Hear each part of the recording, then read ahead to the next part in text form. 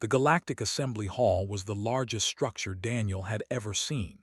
It floated in the darkness of space, a massive station where representatives from dozens of alien civilizations gathered to discuss matters of war and peace. Daniel had been living here for 14 months now, and in all that time, almost nobody had spoken to him. He was the only human in the entire station. Earth had sent him as their representative after humanity discovered faster-than-light travel just 18 years ago. Compared to species that had been traveling between stars for thousands of years, humans were like children who had just learned to walk. Nobody took them seriously. Nobody thought they mattered. Daniel was a patient man. He was 43 years old with gray hair and simple reading glasses that made him look even more out of place among beings who had perfected their bodies through genetic engineering long ago. He did not complain about being ignored. He simply sat in his small corner of the assembly chamber every day, watching and listening and writing notes in a leather journal he had brought from Earth. Today the chamber was filled with tension. The delegation dominated the center of the room. They were tall creatures with bodies made of living crystal that shifted colors based on their emotions. Their leader, Sovereign Hose, stood nearly 3 meters tall and spoke with a voice that echoed through the translation devices everyone wore. There were two serpentine beings who coiled around elevated platforms and watched everything with cold, calculating eyes. They clicked their mandibles nervously from their section of the hall. Representatives from 34 other species filled the remaining seats, all of them worried about the same thing. The X-Dominion was coming. Daniel had learned a lot about the X during his time on the station. They were conquerors. They had been sweeping through the outer regions of the galaxy for the past decade, destroying or enslaving every civilization in their path. Their fleet numbered over 12,000 warships, and they showed no signs of stopping. Sovereign Hose raised one crystalline limb for silence. The chamber grew quiet as he spoke. The X have broken through our defensive line at the sector. They destroyed 4,200 of our ships in less than 6 hours. At their current pace, they will reach the inner systems within 2 cycles. Murmurs of fear spread through the assembly. Daniel wrote the numbers in his journal. 4,200 ships, 6 hours. He had been tracking these battles for months, and he had noticed something that troubled him deeply. Representative of the Uncoiled herself and spoke with a hissing voice that dripped with contempt. They have led our combined fleets 3 times now. 3 times they have failed. Perhaps it is time for new leadership. Sovereign Ho's crystal body shifted to an angry red color. You dare question our military expertise. They have protected this region of space for 6,000 years. And yet the X continue to advance, replied coolly. Arguments erupted across the chamber. Species that had been rivals for centuries used this crisis as an excuse to attack each other. Accusations flew back and forth while the real enemy grew closer with every passing hour. Daniel raised his hand. Nobody noticed. He raised it higher and cleared his throat softly. A young aide spotted him and made a sound that might have been laughter. The human wishes to speak, it announced to the chamber. The arguing stopped.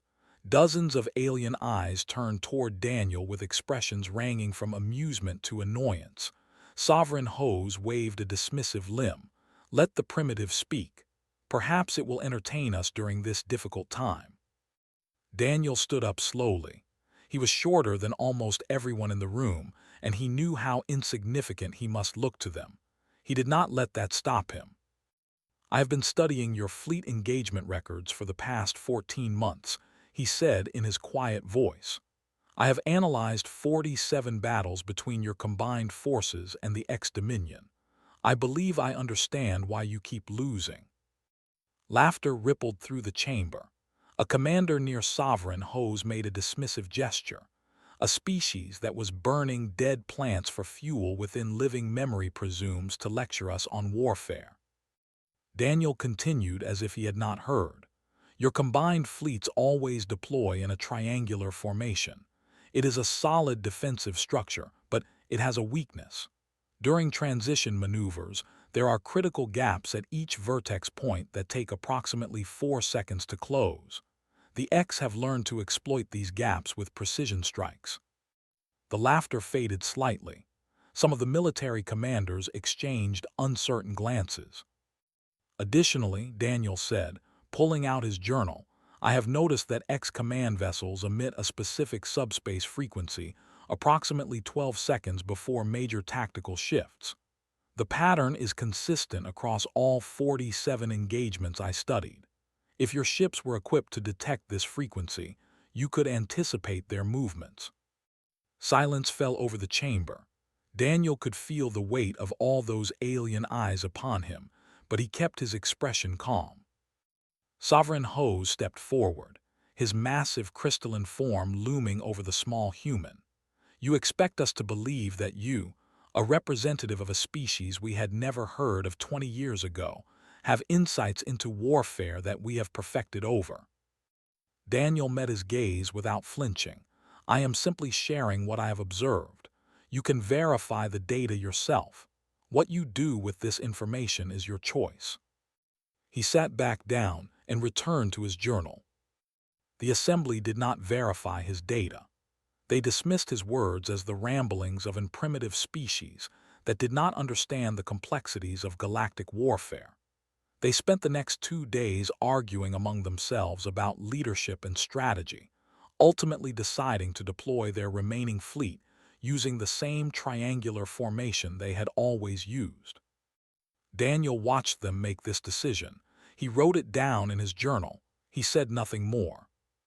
3 days later, the combined fleet engaged the X at the Reach. They used the triangular formation. They ignored the subspace frequencies. They did everything exactly as they had done before. The X destroyed them. News of the defeat reached the assembly within hours. Another 4,200 ships lost. The enemy was now only 8 systems away from the station itself. Daniel sat in his corner, reading the casualty reports with a heavy heart. He had tried to warn them. They had not listened. Now millions of beings were dead, and the enemy was closer than ever. That night he received a message from Earth. Admiral Lisa Grant appeared on his holographic display, her face serious and determined. Daniel, she said, we have been watching. The Council has made a decision. We are coming to help. Daniel stared at the display. Lisa, he said quietly, we have 23 ships. They have 12,000. I know, she replied, but Brooks thinks he can build something using the data you have been sending us, something that might change the odds. Daniel thought about the assembly and their arrogance. He thought about the soldiers who had died because their commanders refused to consider advice from a quiet human in the corner. What do you need me to do? He asked. Lisa smiled grimly. Make them listen. The transmission ended. Daniel closed his journal and looked out the window at the stars. Somewhere out there, an enemy fleet was preparing to destroy everything in its path. And humanity, small and overlooked and underestimated, was about to enter the war. The days following the defeat at Reach were filled with fear and chaos. The Galactic Assembly met in emergency session after emergency session, but their discussions accomplished nothing. Old rivalries prevented cooperation. Pride prevented admission of mistakes, and the X-Dominion continued their steady advance toward the heart of civilized space. Daniel watched it all from his usual corner.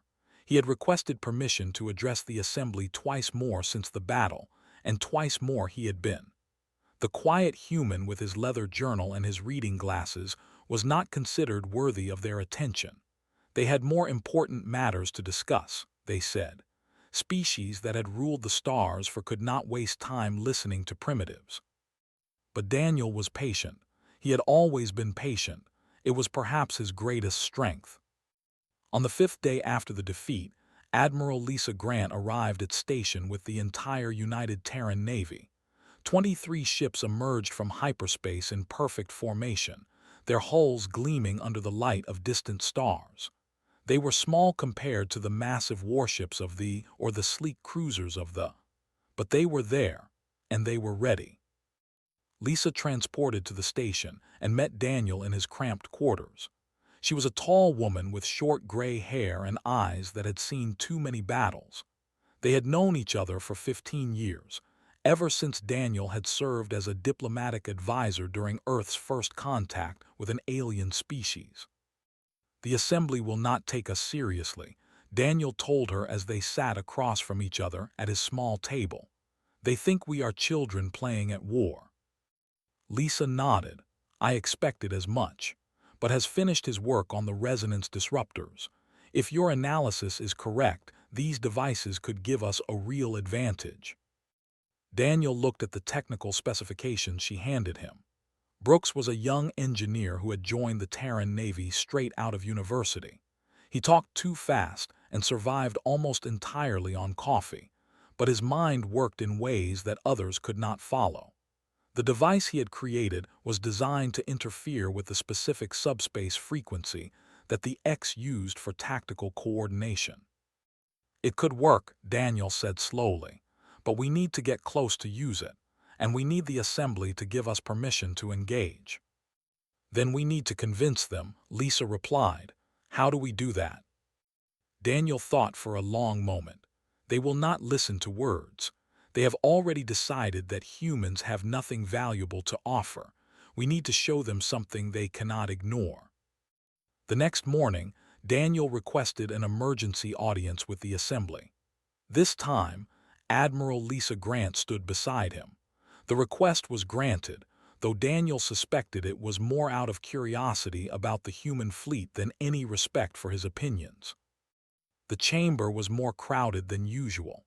News of the human ships had spread, and many representatives wanted to see what these primitives were planning. Sovereign Hose stood at the center, his crystalline form pulsing with colors that suggested impatience and mild irritation. Daniel walked to the speaking platform with Lisa beside him.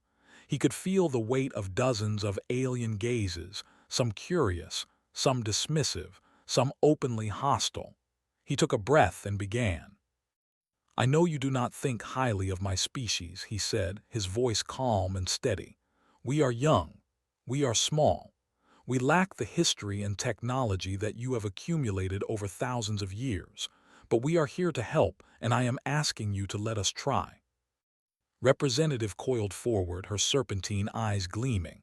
"Help how, little human? Your entire fleet could not match a single battle group. What could you possibly offer?" Lisa stepped forward. "We offer a different approach. Your combined forces have engaged the X in 7 major battles using conventional tactics. You have lost every single engagement. Perhaps it is time to try something unconventional." Murmurs spread through the chamber. A commander clicked his mandibles angrily. "You dare criticize our tactics? We have fought wars across this galaxy since before your species learned to make fire." Daniel raised his hand for silence. He did not expect to receive it, but surprisingly, the chamber grew quiet. Perhaps they sensed something different in his manner today. "The X supply lines run through the nebula," he said. "It is their main logistics hub for the push toward the inner systems. If those supply lines are cut, their advance will stall. They cannot maintain a fleet of 12,000 ships without constant resupply." Sovereign Hose made a dismissive sound. "We know this. The nebula is protected by over 300 supply vessels and 80 warships. Any attack would require a force of at least 500 ships to have even a chance of success." "We have 23, Lisa said. Laughter erupted across the chamber. Even Sovereign Hose allowed his crystalline form to pulse with amusement. "You would send 23 ships against 80 warships and 300 support vessels. This is not strategy. This is suicide." Daniel waited for the laughter to fade before speaking again. "Every battle you have fought against the X has been a direct confrontation. Fleet against fleet, strength against strength. You outnumbered them in several of those battles and you still lost. Clearly, direct confrontation is not working." "Then what do you suggest?" asked, her tone mocking but her eyes curious. We do not fight their way, Daniel replied. We fight ours. Humans are not the strongest species in this galaxy. We are not the oldest or the most advanced. But we have survived for 200,000 years on a planet that tried to kill us every single day. We survived because we learned to adapt. We learned to be clever. We learned to fight in ways our enemies did not expect. Lisa activated a holographic display showing the nebula. The nebula itself provides natural cover. Electromagnetic interference masks sensor readings and makes targeting difficult. A small fleet using hit-and-run tactics could cause significant damage before the enemy could mount an effective response. You would hide and strike from the shadows, a commander said with contempt. There is no honor in such tactics. Daniel met his gaze steadily. There is no honor in losing either. The X do not care about honor. They care about winning. And right now they are winning. Silence fell over the chamber. For the first time, Daniel saw something other than dismissal in the eyes of the assembled representatives. He saw doubt. He saw fear. And in a few faces, he saw something that might have been hope. Sovereign Hose stepped forward. You are asking us to gamble the fate of this region on 23 primitive ships and the word of a species we barely know. Daniel nodded. Yes, that is exactly what I am asking, because right now your conventional approaches have failed, your superior numbers have failed, your of experience have failed. The X are 8 systems away and getting closer every day. What do you have to lose by letting us try? The vote was closer than Daniel expected. Old prejudices and wounded pride worked against them, but fear of the approaching enemy worked in their favor. In the end, the assembly agreed to let the human fleet attempt their mission. As Daniel left the chamber with Lisa beside him, Sovereign Hose called after them. If you fail, human, your species will be remembered as fools who threw their lives away on an impossible task. Daniel turned back and smiled softly. And if we succeed? Sovereign Hose had no answer. The human fleet departed station that same day, jumping toward the nebula and whatever waited for them there. Daniel watched them go from the observation deck, knowing that the fate of countless worlds now rested on 23 small ships and the clever minds of their crews. It was a desperate gamble, but sometimes desperation was exactly what was needed. The nebula was a cloud of gas and dust that stretched across 3 light-years of space. Its swirling colors of purple and gold would have been beautiful under other circumstances. But Admiral Lisa Grant was not here to admire the view. She was here to start a war. The USS Constellation dropped out of hyperspace at the edge of the nebula, followed by the rest of the human fleet. 23 ships hung in the darkness, their crews preparing for the most dangerous mission any of them had ever attempted. Lisa stood on the bridge of the Constellation, studying the sensor readings that her tactical officer Maria Santos had pulled up on the main display. The nebula's electromagnetic interference made the readings fuzzy and incomplete, but they could still see enough to understand what they were facing. I am counting approximately 300 supply vessels throughout the nebula, Maria reported. They are clustered around 7 main depot stations. Escort forces include at least 80 warships spread across the entire area. Lisa nodded slowly. 80 warships against our 23. She turned to her helmsman, Carter. What do you think?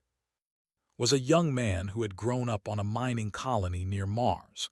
He had steady hands and a calm demeanor that made him perfect for flying in dangerous situations. I think we are either very brave or very stupid, Admiral. Probably both. Lisa allowed herself a small smile. She opened a channel to the entire fleet. All ships, this is Admiral Grant. We all know what we are facing. The odds are not in our favor, but we are not here to fight fair. We are here to make the enemy bleed. Remember your training, trust your crews, and trust the plan. Operation Sawgrass begins now. The human fleet scattered into the nebula like wolves disappearing into a forest. Each ship had been equipped with Brooks's resonance disruptors, devices that could scramble the subspace frequencies the X used for tactical coordination. The nebula's natural interference would help mask their movements, allowing them to strike and vanish before the enemy could respond effectively. The destroyer USS Fairbanks was the first to engage. Lieutenant Chris commanded the vessel, a compact warship with a crew of 78. They had been hiding behind a dense asteroid cluster for 6 hours when an X-Patrol finally stumbled into their trap. 3 enemy warships moved through the asteroid field in tight formation. Their hulls were black and angular, covered with weapons that could tear the Fairbanks apart in seconds if given the chance. Chris watched them approach on his tactical display, his heart pounding but his hands steady. "Wait for it," he told his crew. "Let them get closer." The X-ships passed within 2 kilometers of the Fairbanks. Chris could see details of their hulls now, the strange symbols painted on their sides, the pulsing lights of their weapon systems. Now, Chris ordered, "Activate the disruptor." The resonance disruptor sent out an invisible wave of interference that swept across the enemy formation. The effect was immediate and dramatic. The 3 X-ships suddenly broke apart, their coordinated movements dissolving into chaos as their communication systems scrambled. "All batteries fire," Chris commanded. The Fairbanks opened up with everything it had. Missiles streaked across the void. Rounds punched through enemy armor. Energy weapons carved burning lines across black hulls.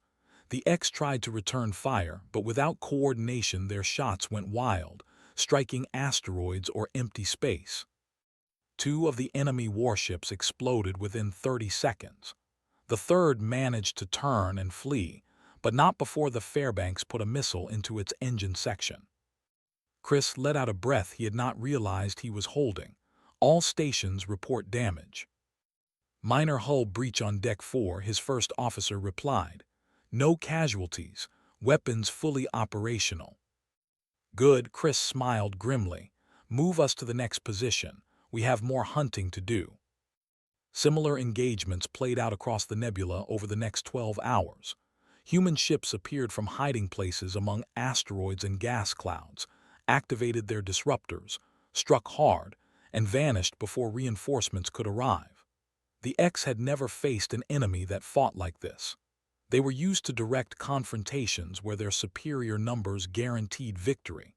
They did not know how to handle an enemy that refused to stand and fight. The frigate Resolute ambushed a supply convoy and destroyed 14 transport vessels before disappearing into a dense cloud of ionized gas. The cruiser Valiant engaged a X-Patrol near one of the depot stations and destroyed 3 warships in less than 2 minutes. The destroyer Horizon caught a squadron of enemy fighters refueling at a remote outpost and wiped out all of them without taking a single hit. By the end of the first day, the human fleet had destroyed 19 X-warships and 47 supply vessels.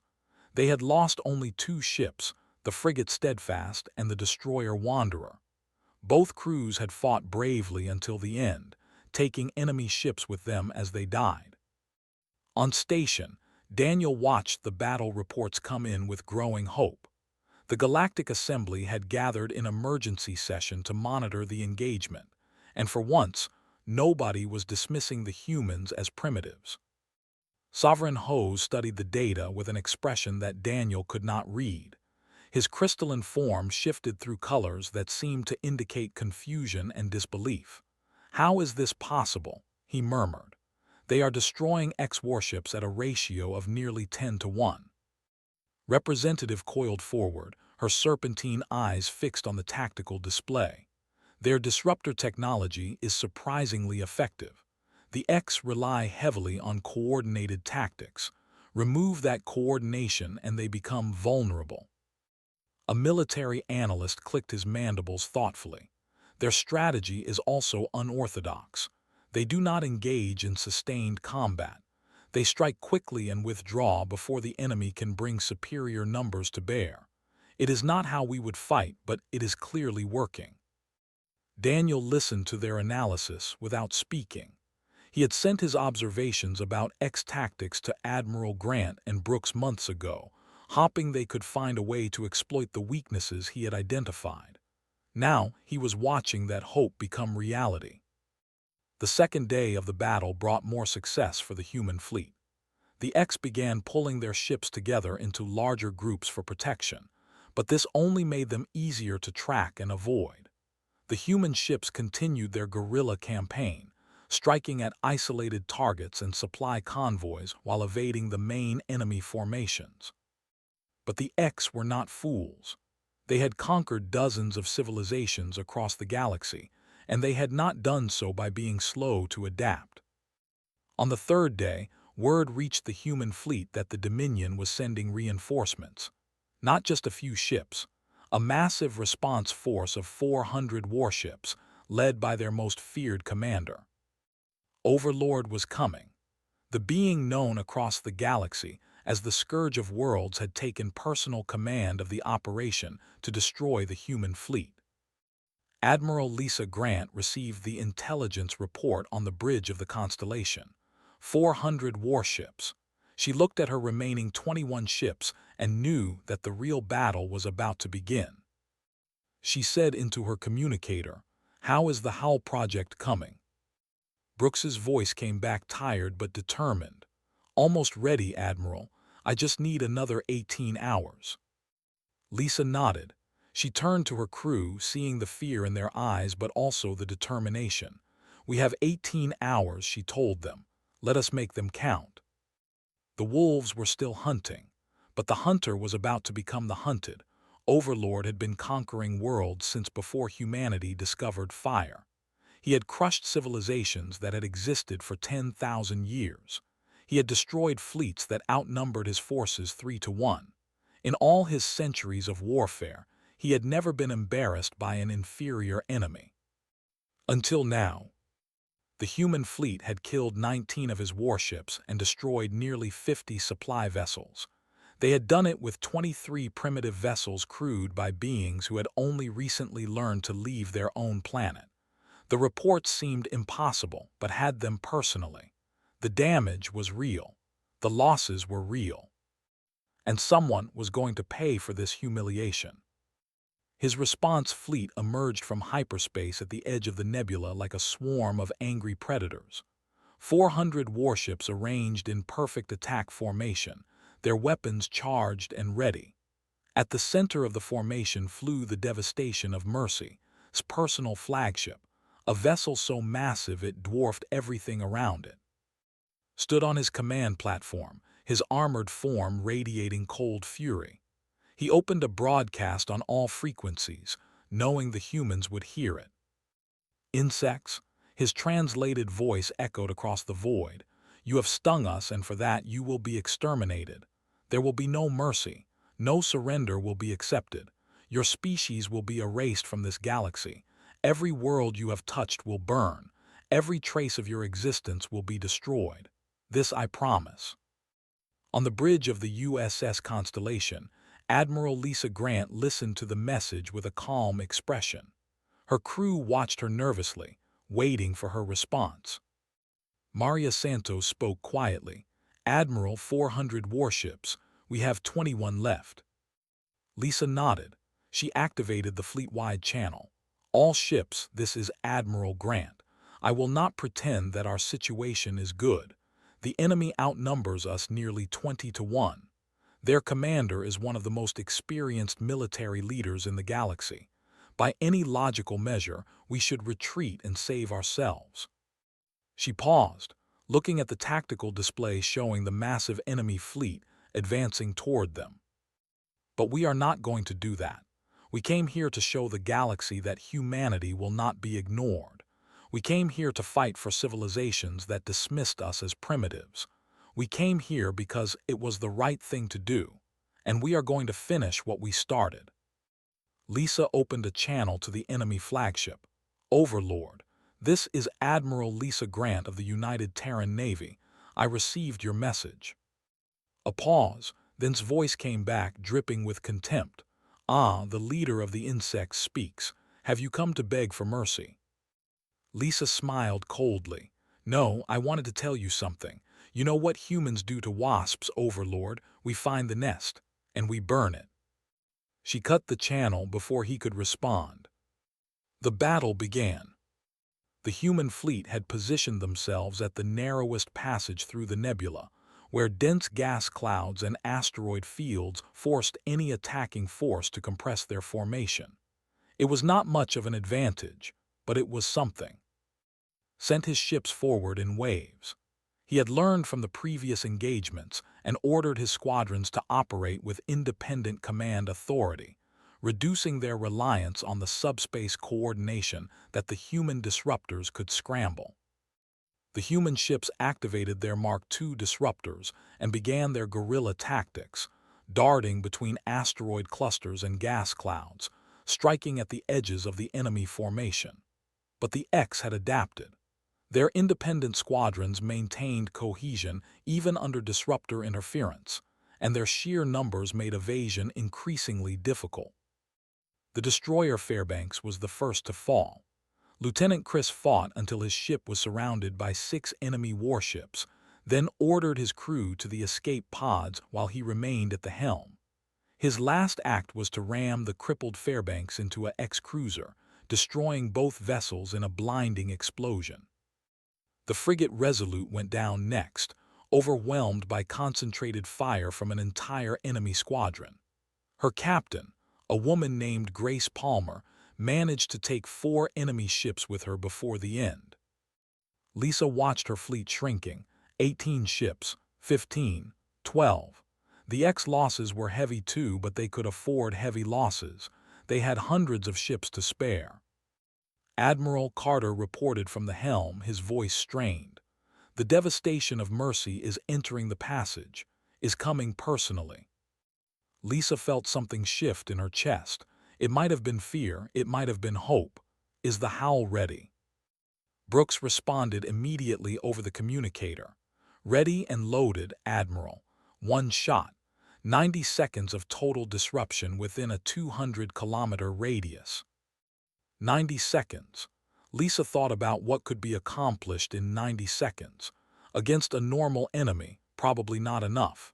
But against an enemy who depended on coordination and communication, 90 seconds of chaos could be devastating. All ships, she ordered, form up on me. We are going straight at the flagship. The remaining human vessels, just 9 ships now, fell into formation behind the constellation. They accelerated toward the heart of the X-fleet, toward the massive shape of the devastation of Mercy and the warlord who commanded it. Watched them come with something approaching disbelief. They are charging directly at us. Have they lost their minds? Perhaps one of his officers suggested, or perhaps they simply wish to die with honor. Made a dismissive gesture. Grant them that wish. All ships concentrate fire on the lead vessel. The X-fleet turned its attention toward the charging humans. Weapons fire filled the void, turning the space around the constellation into a storm of destruction. The cruiser Valiant took a direct hit and broke apart. The destroyer Horizon lost its engines and drifted helplessly as enemy ships closed in. Lisa kept her eyes on the tactical display, watching the distance to the enemy flagship shrink. 2,000 kilometers, 1,500, 1,000. Now she ordered, fire the Howl. The missile launched from the constellation's forward tubes, streaking across the void toward the center of the X formation. Saw it coming, but did not understand its significance. Shoot that missile down, he ordered. Before his ships could respond, the Howl detonated. A massive wave of interference swept across the X-fleet. Every ship within 200 kilometers went dark as their communication systems, their targeting computers, their coordination networks all scrambled simultaneously. The perfect formation dissolved into chaos as ships drifted, their crews suddenly unable to coordinate with each other or receive orders from their commanders. For 90 seconds, 400 warships became blind and helpless. All ships, Lisa commanded, weapons free. The remaining human vessels opened fire with everything they had. Missiles streaked through the void in dozens. Rounds punched through hulls that could not maneuver to evade. Energy weapons carved through armor that could not raise defensive shields in time. The devastation of Mercy took 17 direct hits in the first 30 seconds. Its engines exploded.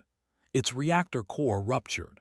Its massive hull began to break apart as secondary explosions tore through its structure. Had just enough time to understand what was happening before his flagship disintegrated around him.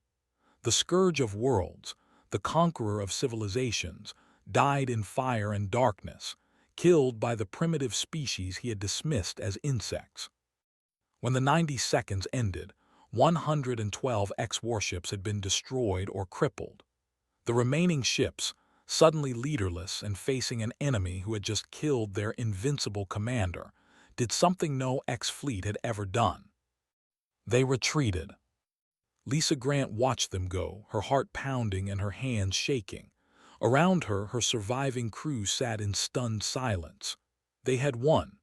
Against impossible odds, against an enemy that had conquered half the galaxy, they had won. Maria Santos was the first to speak.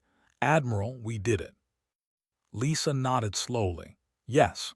She looked at the wreckage of the devastation of Mercy drifting through the void. Yes, we did. The wolves had found the nest, and they had burned it to the ground. The news of the Battle of Nebula spread across the galaxy like wildfire. Within hours, every species in the Galactic Assembly knew what had happened.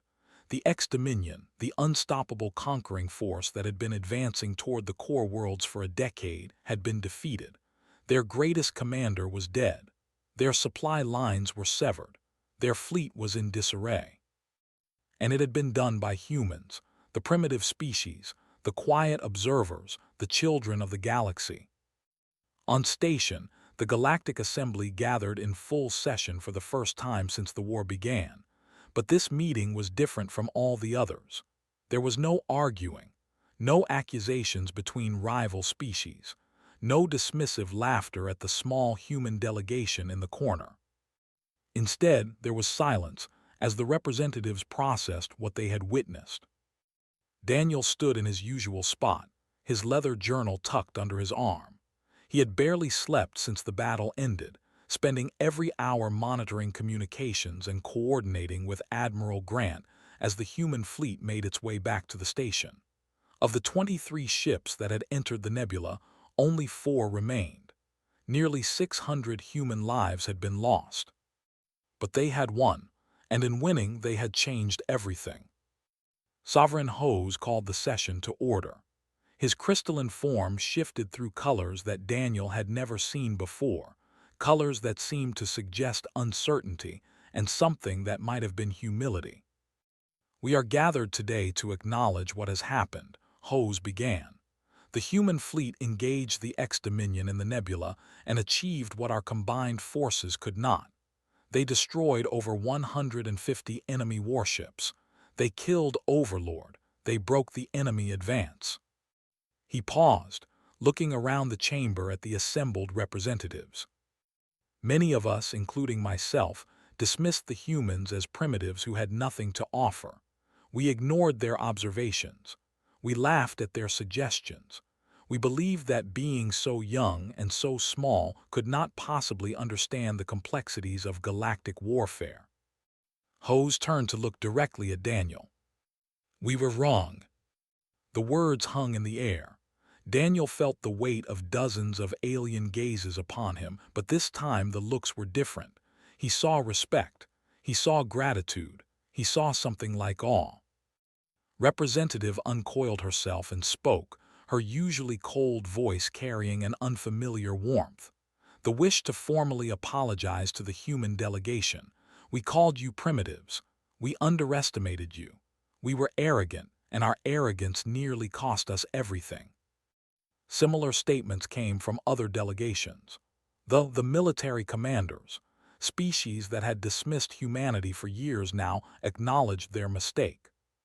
Daniel listened to it all in silence. When they were finished, he cleared his throat softly. "I appreciate your words," he said, "but I did not do anything except watch and take notes. The real heroes are the men and women who flew into that nebula knowing they might not come back. They are the ones who deserve your thanks. As if on cue, the doors to the assembly chamber opened. Admiral Lisa Grant walked in, followed by the surviving members of her command crew. They were tired and battered, still wearing uniforms that showed the marks of battle, but they walked with their heads held high. The chamber erupted in applause. Beings from 37 different species rose to their feet to honor the humans who had saved them. Lisa stopped in the center of the chamber, looking around at the assembled representatives with an expression of quiet dignity. Sovereign Hose stepped forward. Admiral Grant, on behalf of the Galactic Assembly, I present you with the Crystal of Valor, our highest military honor. No human has ever received this award before. You have earned it. He handed her a beautiful crystalline object that pulsed with inner light. Lisa accepted it with both hands, her face solemn. I accept this honor on behalf of my crews, she said. On behalf of the men and women who gave their lives in the nebula, Lieutenant Chris, Captain Grace Palmer, and all the others who did not come home. She looked up at the assembly. We did not fight for recognition or awards. We fought because it was the right thing to do, because every civilization in this galaxy deserves a chance to survive, because sometimes the smallest voices need to be the ones that speak up. She paused, her eyes finding Daniel in the crowd.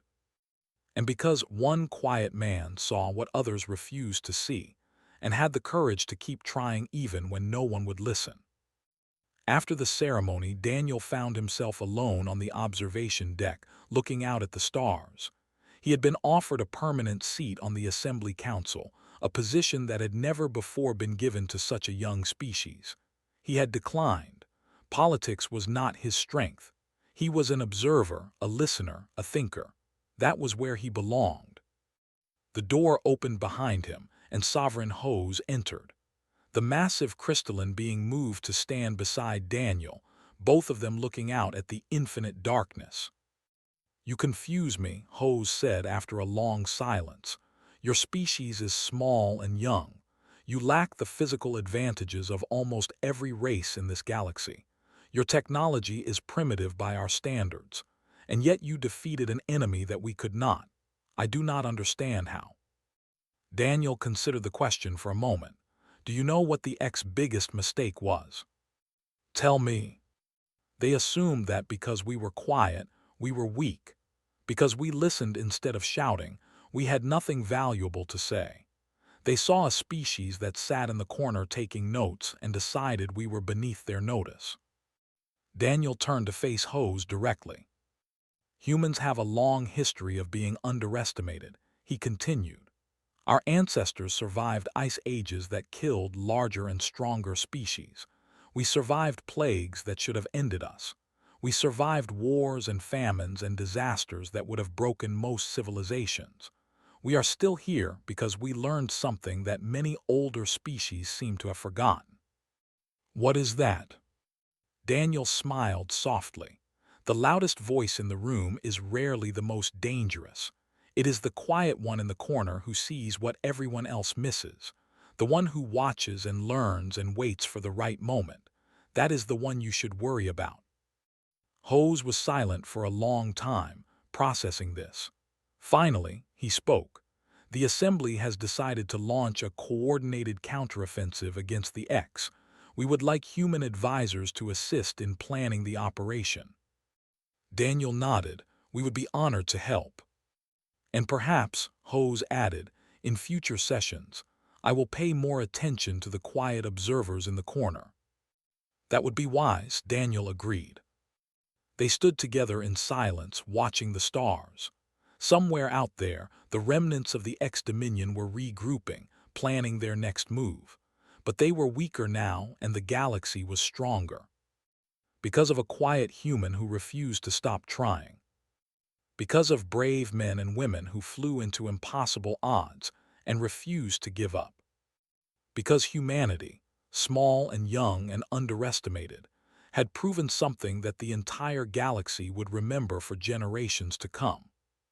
The quiet ones were not weak, they were patient. They were clever, they were dangerous, and they would never be ignored again.